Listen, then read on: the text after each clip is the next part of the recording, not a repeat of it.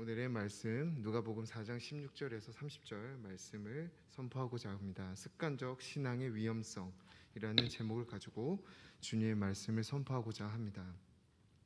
오늘 본문은 예수님께서 그 광야로 성령에 의해서 이끌러 가신 뒤에 이 마귀에게 시험을 받으시고 40일 동안 금식 후에 마귀에게 시험을 받고 승리하신 후에 본격적인 공생의 사역을 시작하시던 사역 초반의 시기입니다.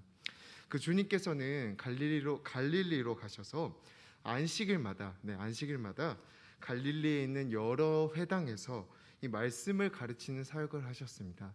그 예수님의 세 가지 큰 사역이 있었죠. 가르치고 전파하고 고친 사역. 그 중에 말씀을 가르친 사역을 계속해서 이어가던 도중이었습니다. 갈릴리 여러 회당에서 이 가르치신 주님은 오늘 본문에서는요 나사렛에 가십니다. 이 갈릴리 성경에서는요 갈릴리 나사렛이라는 기록이 되어 있는데요. 누가복음 1장에서는요. 그래서 나사렛을 그 갈릴리 지방에 있는 한 지역으로 나타내고 있습니다. 오늘 이 갈릴리 회당 이 가르치신 주님은요 이 유년기, 청소년기, 성인기 동안 계셨던 바로 나사렛에서 일어난 사건이 오늘 본문의 배경입니다. 오늘 본문의 나사렛은요 안식일이었습니다. 예수님께서는 안식일마다 제가 방금 말했듯이 갈릴리 여러 회당에서 말씀을 가르치시는 것처럼 오늘도 안식일이었기 때문에 이 나사렛에서도 이 말씀을 가르치는 사역을 오늘 진행하셨습니다. 어떤 말씀을 가르치셨는지 예수님께서 이 16절에서 19절까지 제가 한번 읽어보도록 하겠습니다. 예수께서 그 자라나신 곳 나사렛에 이르사 안식일에 늘 하시던 대로 회당에 들어가사 성경을 읽으려고 서심해 선지자 이사야의 글을 들이거늘 책을 펴서 이렇게 기록된 데를 찾으시니 곧 주의 성령이 내게 임하였으니 이는 가난한 자에게 복음을 전하게 하시려고 내게 기름을 부으시고 나를 보내사 포로된 자에게 자유를 눈먼 자에게 다시 보게 함을 전파하며 눌린 자를 자유롭게 하고 주의 은혜의 해를 전파하게 하려 하심이라 하였더라. 아멘. 이 말씀, 이 이사야 61장 1절 2절 말씀을 가져오셔서 오늘 예수 그리스도께서 나사렛 회당에서 가르치신 것입니다. 그 내용은 가난한 자에게 복음이, 포로된 자에게 자유가, 눈먼 자가 다시 보고 억눌린 자가 자유함을 얻게 된다는 이 은혜의 해를 선포하는 말씀이었습니다. 이 19절에 그렇다면 은혜의 해가 무엇인가? 이 19절에 드러난 은혜의 해가 무엇인가? 이 은혜해는요 성경 안에서 희년이라고 합니다. 희년이라고 하면 50년마다 돌아오는 년이 희년입니다. 이 레위기 28장 8절에서 55절에서는 희년에 대해서 기록하고 있는데요. 희년이란 50년마다 돌아오는 해인데 그때는 땅의 경작이 모두 중지되고 포로들이 고향으로 돌아오고 빚이 탕감되어지고 노예들이 해방되어지는 해입니다. 오늘 말하는 그 19절을 말하는 또 이사야 61장에서 말하는 이 은혜의 희년은 예수 그리스도께서 이 땅 가운데 오심으로 말미암아 세상의 죄의 노예에서 우리를 해방시키시고 죄로 인해 결코 탕감받을 수 없었던 그 빚을 모두 탕감받는 그러므로 말미암아 우리를 구원해 주시는 그 은혜의 해라는 것입니다. 이 예수님이 이 이사야 말씀을 유대인 회당에서 가르치고 나서 이렇게 말씀하십니다. 21절 이에 예수께서 그들에게 말씀하시되 이 글이 이 이사야의 말씀이 오늘 너희 귀에 응하여는이라. 아멘.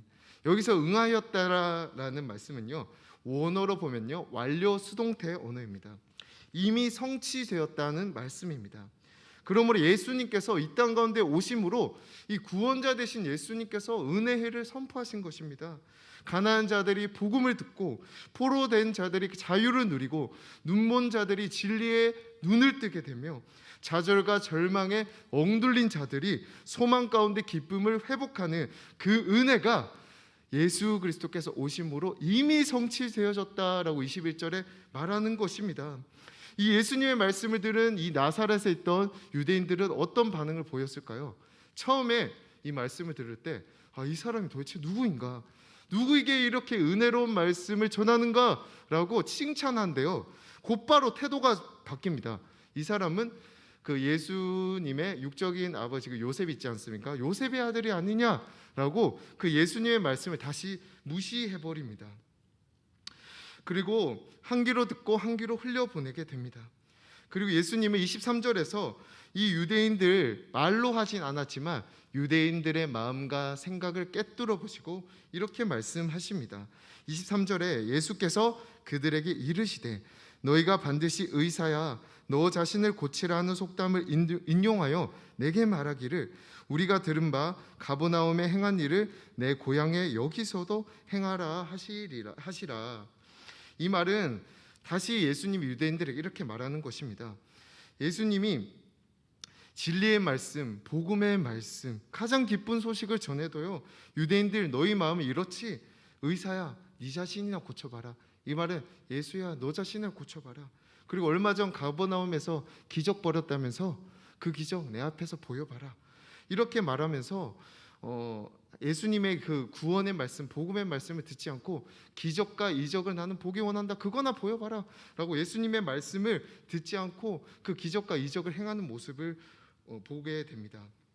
그러므로 구원자이신 예수님을 이 유대인들은요 눈앞에 보고도 그 예수님을 믿는 자에게 죄에서 구원받게 된다, 이 포로된 자에게 자유를 얻게 된다라는 가장 본질적이고 복된 소식을 그 구원자 예수님에게 듣고도요 그들은 듣질 않습니다. 오히려 예수님을 비판하고 조롱하는 모습을 보게 됩니다. 그리고 그들에게 예수님은요 팩폭을 날리게 됩니다. 26절과 27절에 갑자기 사르밧 과부와 나아만 장군에 대해서 예수님께서 말씀하십니다. 그리고 예수님께서 어떻게 26절과 27절에 말씀하시냐면요, 하나님은 엘리야를 부르셨는데 당대 최고의 선지자죠. 당대가 아니라 이스라엘 역사상 최고의 선지자로 꼽히고 있습니다. 엘리야를 부르셨는데 이스라엘에 있는 과부들에게는 단 한 명도 그러한 역사가 벌어지지 않았지만 사르밧 그 이방 땅 사르밧 과부에게 보내어서 기름이 차는 기적과 이 아들 과부의 아들을 살리는 구원의 역사가 일어났고, 엘리사 이 엘리야를 잇는 그 선지자였죠. 이스라엘에 수많은 나병 환자가 있었지만 하나님의 역사는 그 이방 땅 아람에 있는 그 나만 장군에게 역사가 일어났다. 그리고 나만 장군에게만 병을 낫게 해줬다라고 예수님께서 오늘 본문 26절과 27절에 말씀하십니다. 예수님은 이스라엘에게는 기적과 구원의 역사가 임하지 않고 이방인들에게 기적과 구원이 있었다는 말씀을 유대인들에게 갑자기 하십니다. 왜 예수님께서는 사르밧 과부, 나아만 장군이라는 이방인을 이스라엘 사람들과 굳이 대조와 비교까지 하면서 그들에게 하나님의 구원의 역사, 기적의 역사가 임하였다, 심지어 구약 시대에서라고 강조하셨을까요?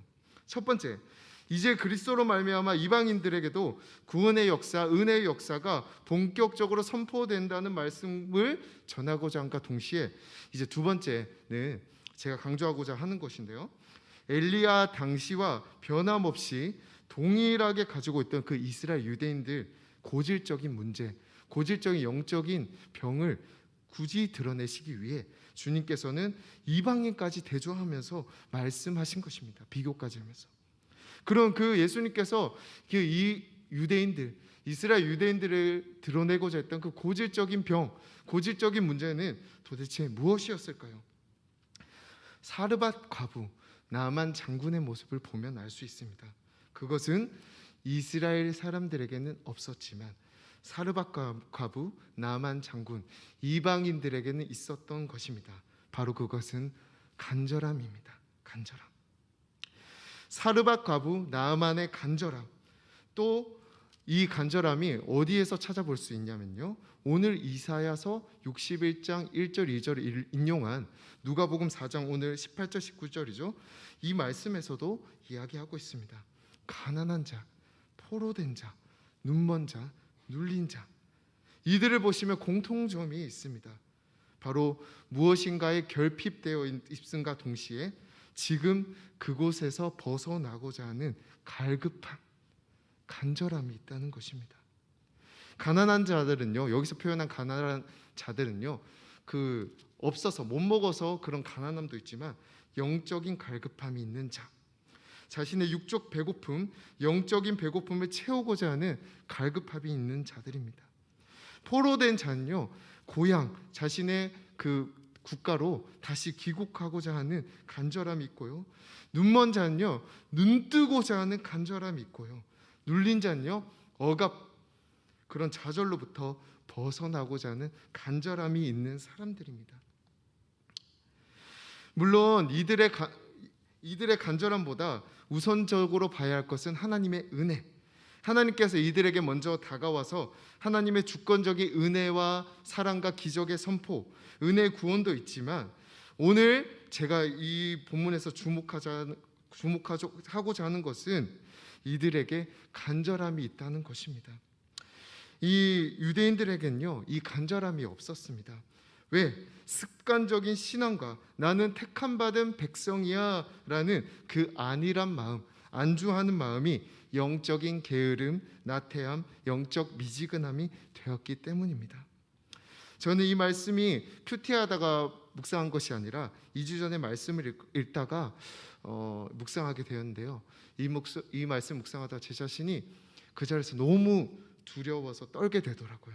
왜냐하면 이러한 영적인 유대인 상태, 미지근한 상태, 택함받은 백성이야라는 그 안일한 상태가 제 자신 안에도 분명히 있기 때문입니다. 우린 유대인은 아니지만 에베소서 말씀 속에 하나님께서 우리를 창세 이전부터 우리의 택한 자녀라고 되어 있어요.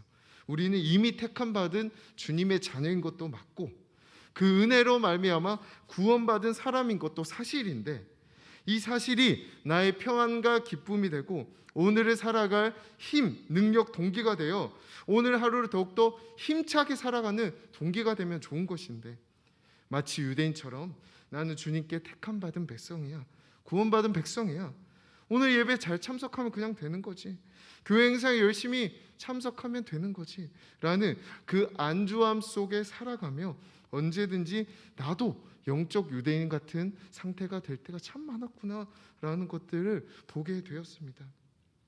그러면서 사르밧 가부, 나아만 장군, 가난한 자, 포로된 자, 눈먼 자, 억눌린 자, 그들의 간절함이 제 안에 없다는 것을 보게 되었습니다. 이번 제가 중고등부 사역을 하면서요, 7월 23일 중고등부 여름 수련회가 은혜 가운데 행해졌습니다.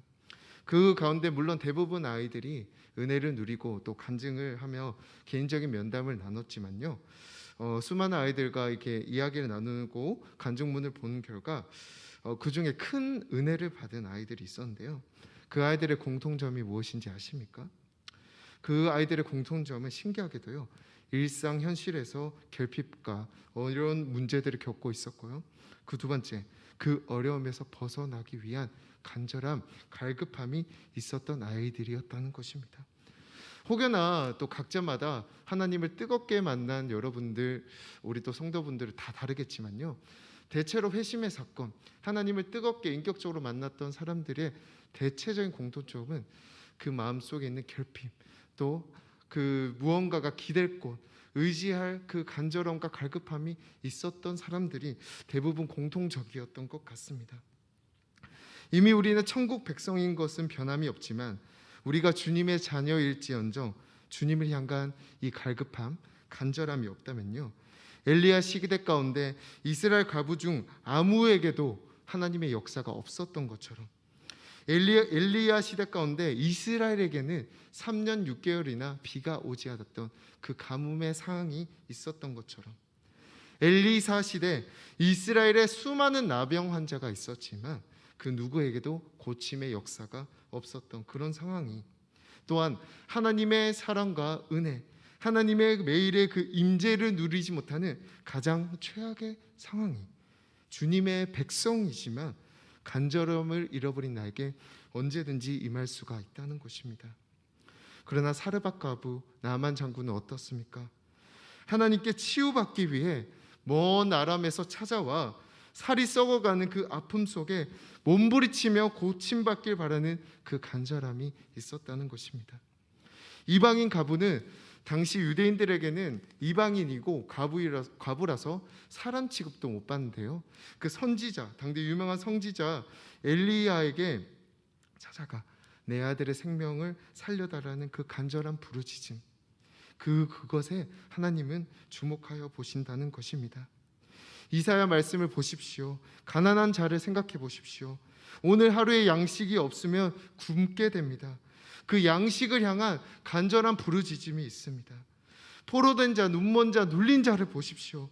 그들은 매일매일 그 삶에서 벗어나기 위한 간절함이 있다는 것입니다. 또한 그 혈류증 앓은 여자 있지 않습니까? 여성이 피를 흘린다는 것은 정말 부정한 일이고 수치스러운 일인데, 당시 예수님이 지나갈 때 수많은 인파가 있었습니다. 그 인파 속에 그 사람들의 비판, 여자가 혈류증이 있으니까 피를 흘릴 수밖에 없잖아요. 사람들의 비판, 눈초리 그 속에서도 그 아픈 몸을 이끌고 피 흘리는 몸을 이끌고 예수님의 그 옷자락에 손을 대는 그 간절함, 그 간절함이 매일 우리의 심령 가운데 불타오르기를 간절히 바랍니다. 내가 아파서만, 내가 고통 중에 있어서만, 내가 환경이 정말 최악이 있어서만 주님께 나아가는 것이 아니라 주님과 교제하는 그 삶이 내 영혼의 호흡이지 않습니까? 물을 마시면 며칠 동안 살 수는 있지만요, 물만 마셔도 물을 안 마셔도 물을 안 마셔도 며칠 동안, 한 40일 동안 살 수는 있지만요, 호흡이 끊기면요 몇 분 안에 죽고 맙니다. 이처럼 내가 오늘 주님과 교제하지 않으면 마치 내 영혼의 호흡이 안 되는 것처럼, 그 교제 가운데 매일매일 주님의 은혜와 임재를 누리지 못하며 내 영혼이 숨막힐 것 같은 그 간절함이 우리에게 다시 불붙길 바랍니다. 그 간절함으로 주님께 나아갈 때 주님께서는 나만의 나병을 고쳐주신 그 병뿐만 아니라 우리의 고쳐질 수 없는 병이 고쳐지는 그 역사가 우리에게 임할 것이고요, 또한 사르밧 과부, 죽은 아들을 볼 때 도저히 살릴 수 없지만 그 간절함으로 나아갈 때 그 이상의 역사가 주님 안에서 펼쳐질 것이고요, 또한 식어져 버린 내 영혼, 안주함 속에 지쳐버린 내 영혼, 뜨거움을 잃어버린 미적지근한 내 영혼이 주님 앞에 뜨겁게 다시 회복되어지는 가장 놀라운 역사가 우리에게 펼쳐질 것입니다. 우리 다 함께 기도했으면 좋겠습니다. 우리 이미 눈 감고 다 함께 기도하겠습니다. 우리는 그렇게 매일 주님과 배경음악 조금만 낮춰주세요. 우리는 그렇게 매일 주님과 깊은 교제 가운데 은혜와 임재를 경험한 분이 있다면요, 이미 너무 잘하고 계시고 또한 그러한 분들이 금요 기도 가운데 모두 참석하셨겠지만요, 혹여나 내가 매일매일 주님과 깊은 교제도 사라져버리고 주님의 은혜와 임재를 누리지 못하고 있다면요, 오늘 본문의 유대인처럼 이미 영적 유대인 그 안주함, 습관적 신앙에 빠져 있을 가능성이 높습니다. 주님과의 첫사랑을 잃어버리고 주님과의 뜨거운 교제, 주님의 깊은 임재를 잃어버렸다면요, 회개만이 주님께 돌아갈 수 있는 가장 첫 번째 방법입니다. 그동안 현실에 안주했던 나의 모습, 타협했던 나의 모습, 주님과의 교제를 내 목숨보다 사모하지 않았던 나의 모습, 하나님의 말씀보다 내 생각이 우선이었던 나의 모습, 이웃을 사랑하지 않고 판단하고 정죄하는 나의 모습들, 이 모든 죄악들이 성령님을 근심케 하는 것이고 성령의 불을 소멸케 하는 것입니다. 요한일서 1장 8절에서는 내가 죄악이 없다고 말하며 스스로 속인 자이고 거짓말하는 자라고 말합니다.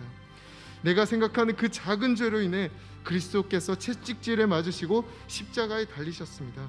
그러나 이 간절함, 성령의 불을 회복하기 위해 오늘 이 시간 우리의 죄를 주님께 낱낱이 고백하며 주여, 주를 향한 나의 간절함을 회복시켜 주시옵소서, 나의 갈급함을 회복시켜 주시옵소서.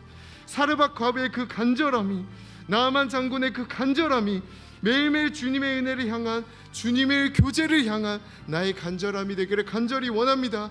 이 시간 내 마음을 돌이키시고 내 안의 간절함, 그 뜨거운 성령의 불을 회복시키소서라고 다 함께 주여 한번 외치며 나아가도록 하겠습니다. 주여.